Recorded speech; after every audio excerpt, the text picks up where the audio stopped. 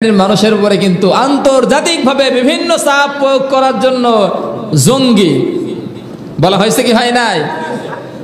শুধুমাত্র ট্যাগ যে এরা ইসলামের দুশমন, এরা দেশের দুশমন, এরা জাতির দুশমন। সেটা কি? যে কোনো কিছু, যেখানে মারামারি, যেখানে কুপাকুপি, যেখানে হত্যা, যেখানে রাহাজানি, যত রকম আকাম কুকাম আছে নিজেরা করবে আর বলবে জামাত আর শিবির। কথা বলেন ঠিক না বেঠিক?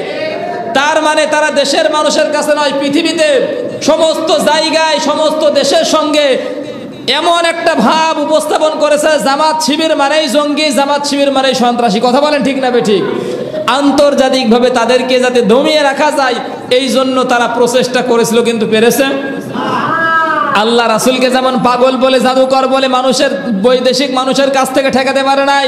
সবাই উপসে পড়েছে তার কাছে, দেখার জন্য গিয়েছে আর ইসলাম কবুল করেছে।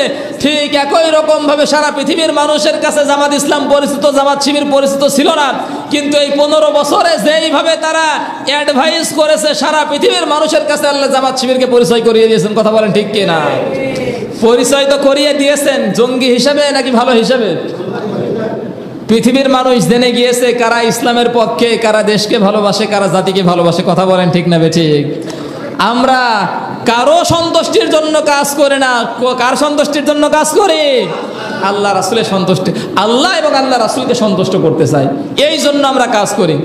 সুতরাং এই 14-15 বছরে যত জুলুম নির্যাতন এসেছে, যত মানুষ আমাদের মারা গিয়েছে, যত আলেম উলামা মারা গিয়েছে, সাধারণ মানুষ মারা গিয়েছে, এতে কি আমরা ভেঙে পড়েছি?